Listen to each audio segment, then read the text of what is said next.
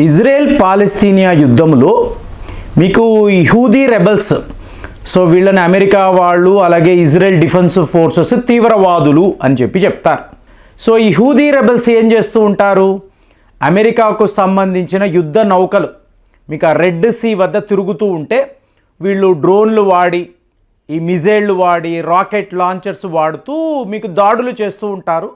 పెద్ద స్థాయిలో నష్టాలు కలిగిస్తూ ఉంటారు. సో దాంతో అమెరికా ఇజ్రాయెల్ డిఫెన్స్ ఫోర్సెస్ ఏం ఆలోచించారు అంటే హూదీస్ మీద ఒక అతి భారీ ఎయిర్ స్ట్రైక్స్ చెయ్యాలి. సో ఇది వీళ్ళ ప్లాన్. నెక్స్ట్ 72 అవర్స్లో ఇది మనము చెయ్యబోతున్నాము అని వీళ్ళు అనుకున్నారు. కానీ కామెడీ ఏంటో చెప్పమంటారా, ఇప్పుడు జెఫ్రీ గోల్డ్బర్గ్ అనబడే ఒక ఎడిటర్, ఏ పత్రికకు, అట్లాంటిక్ అనబడే ఒక పత్రిక, దాని ఎడిటర్ ఈయన. సో ఒకరోజు ఏమైంది, సిగ్నల్ అనబడే ఒక యాప్, సో ఇందులో ఈ గ్రూప్ కాల్స్ ఉంటాయి, మీకు ఈ చాట్ అంటారు చూసారు, అందరూ కలిసి మాట్లాడుకుంటారు. ఇట్లాగా ఒక వ్యక్తి ఇతన్ని ఇన్వైట్ చేశారు. ఇన్వైట్ చేసిన వెంటనే ఈయన కూడా జాయిన్ అయ్యారు. సో ఏదో మీకు ఒక ప్రెస్ కాన్ఫరెన్సో ఏదో ఒక ఈవెంట్ జరగబోతుంది. సో వీళ్ళు నన్ను పిలిచారు, సిగ్నల్లో ఇన్వైట్ చేశారు, రిక్వెస్ట్ పెట్టారు, ఈయన ఒప్పుకున్నారు, ఓకేని అన్నారు. తరువాత చూస్తే ఈ గ్రూపు మాట్లాడుతున్నారు. ఈ గ్రూప్లో ఎవరెవరు ఉన్నారో ఈయన వెరిఫై చేస్తే ఫ్రెండ్స్ మీరు నమ్మరు, డొనాల్డ్ ట్రంప్ గారు తప్ప అమెరికాకు సంబంధించిన అతి ఉన్నత అధికారులందరూ ఈ గ్రూపులో ఉన్నారు.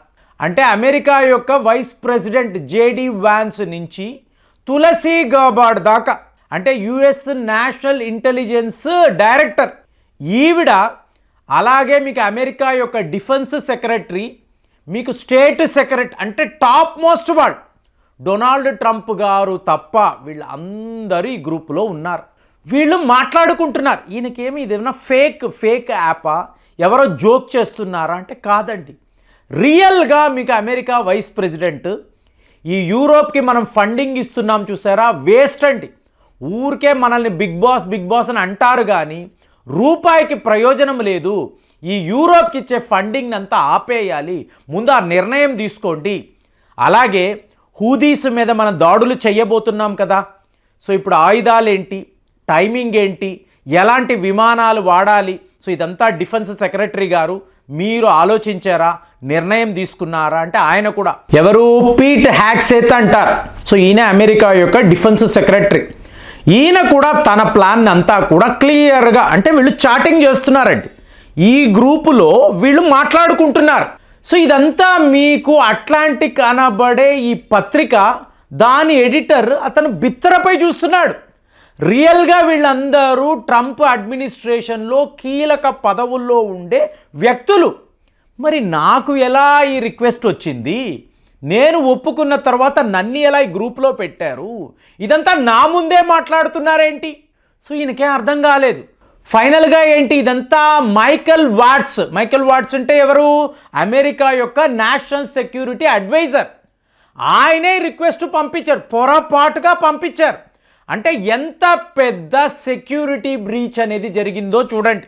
నేషనల్ సెక్యూరిటీకి సంబంధించిన వ్యవహారము ఎంత ఓపెన్గా సిగ్నల్ అనబడే ప్లాట్ఫామ్లో వీళ్ళు కలిసి మాట్లాడుతూ ఉంటే, ఈ వార్ ప్లాన్ అంతా కూడా ఒక ఎడిటర్కి, వార్తాపత్రికకు సంబంధించిన ఒక ఎడిటర్ ఈయన దాకా ఉంది. వెంటనే ఈయన ఏం చేశారు, అమెరికాలో ఇది ఎంత పెద్ద కామెడీయో చూడండి, the Trump administration accidentally tested its war plan అని చెప్పి ఒక రిపోర్ట్, ఒక ఆర్టికల్. సో ఇది చూసిన తరువాత ప్రతిపక్షాలు ఉంటాయి కదా, హిలేరీ క్లింటన్, అసలు ఈ దేశంలో ఏం జరుగుతుంది, ఈ డొనాల్డ్ ట్రంప్ ఒక కామెడియన్ లాగా, అంటే యు ఆర్ కిడ్డింగ్ అండి, యు ఆర్ కిడ్డింగ్. దేశ భద్రతను గాలికి వదిలేసి మీరు ఇంత పెద్ద ఎయిర్ స్ట్రైక్స్ చెయ్యబోతున్నారు, ఇది ఒక వార్ ప్లాన్ హూదీస్ మీద, అలాంటిది ఇంత ఓపెన్గా అందరూ మాట్లాడుతూ ఉంటే అమెరికా ఎటువైపు వెళుతుంది?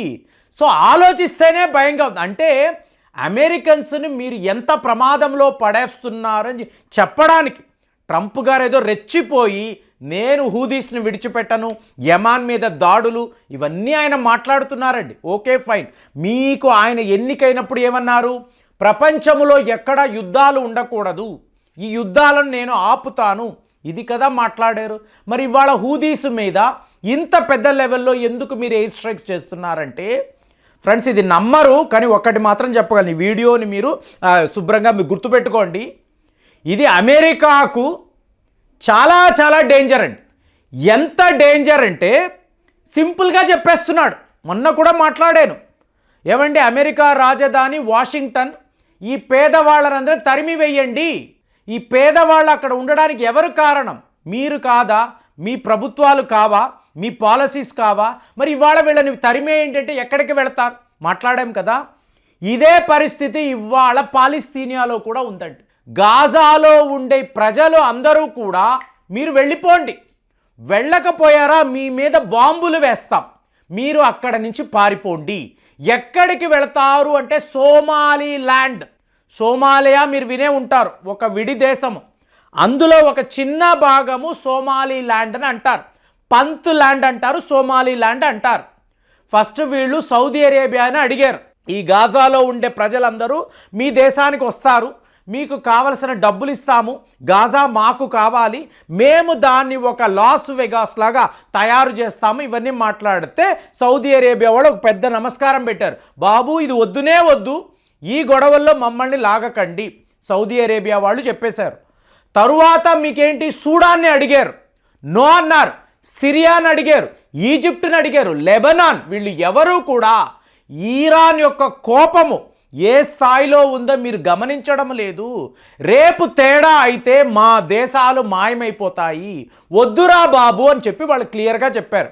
కానీ ఇవాళ సోమాలి ల్యాండ్ అనబడే ఒక భూభాగం, వాళ్ళు స్వతంత్రంగా మాది ఒక విడి దేశము, మేము ఈ గాజాలో ఉండే ప్రజలను ఒప్పుకుంటాము, వచ్చేమనండి, మాకు మీరు ఫండింగ్ ఇవ్వాలి, మా దేశాన్ని గుర్తించాలి, అమెరికా గుర్తించాలి అంటే ఇవాళ ట్రంప్ గారు ఇదిదో బాగానే ఉంది. బెంజమిన్ నెతన్యాహు నువ్వు నేను కలిసి గాజాలో ఉండే ప్రజలనంతా తరిమి వేసేద్దాము, దీన్నంతా కూడా మనము ఆక్రమించుకుందాము. సో ఇది రేపు అమెరికాలో ఏమైనా జరిగితే అమెరికాలో 100% చాలా పెద్ద ఈవెంట్ జరగబోతుందండి. డొనాల్డ్ ట్రంప్ గారు ఒక ప్రొఫెషనల్గా పరిపాలిస్తున్నాడని మనం అనుకున్నాం బిగినింగ్లో. ఇతనికి చాలా చాలా హిడెన్ ఎజెండాస్ ఉన్నాయి. ప్రపంచంలో ఎక్కడెక్కడ అమెరికాను వ్యతిరేకిస్తున్నారో వాళ్ళందరి మీద యుద్ధాలు ప్రకటించాలని ఒక వార్ ప్లాన్ వేసుకున్నాడు. ఇదేదో హూదీస్ ఒక చిన్న స్మాల్ గ్రూప్ కదా అని అనుకుంటున్నాడు, కానీ అలా కాదండి. ఒక దేశములో నివసించే ప్రజలు వాళ్ళను తరిమివేసి ఈ ప్రాంతాలను మేము ఆక్రమించుకుంటాము అంటే మీకు అరబ్ దేశాలు అనండి, ఈరాన్ లాంటి దేశాలు చూస్తూ ఊరుకోరండి. వాళ్ళు పూర్తిగా నాశనం అయిపోయినా ఇజ్రాయెల్ మీదో అమెరికా మీదో ఖచ్చితంగా వీళ్ళు దాడులు చేస్తారు. ఈ దాడులు ఏదో మనం వరల్డ్ ట్రేడ్ సెంటర్ని చూసాము, అలాగే మీకు ఇజ్రాయెల్ మీద వచ్చి వీళ్ళు అటాక్స్ చేశారు, అలా ఉండదండి. మీకు ఇది చాలా భీకరంగా ఉంటుంది. కానీ ట్రంప్ గారు ఇది గమనించడం లేదు. నేను ఎలా అనుకుంటే అలాగే ప్రపంచం నాకు కనిపించాలని చెప్పి ఆయన ఒక భ్రమలో ఉన్నారు. హిలేరీ క్లింటన్ ఇదే మాట్లాడుతున్నారు, you are kidding with the world. ప్రపంచాన్ని ఇంత చులకన చేసి చూడకండి. రేపు ఇది అమెరికాకు, అమెరికాలో నివసించే ప్రజలకు చాలా చాలా ప్రమాదం అంటున్నారు. కానీ వినే పరిస్థితుల్లో డొనాల్డ్ ట్రంప్ గారు లేదు. మరి ఇంత పెద్ద వార్ ప్లాన్ ఇలా ఓపెన్గా ఒక జర్నలిస్ట్ ముందు వచ్చి ఉంటే రేపు ఎంతెంత పెద్ద రహస్యాలు బయటపడతాయి. ఇది ఇవాళ అందరూ ఆలోచిస్తున్నారు. చూడండి ఎలాంటి ఒక షాకింగ్ వార్త. మరి ఇది విన్నప్పుడు మీకేమనిపిస్తుంది కామెంట్స్లో రాయండి. మళ్ళీ వచ్చే వీడియోలో కలుద్దాం. జై హింద్.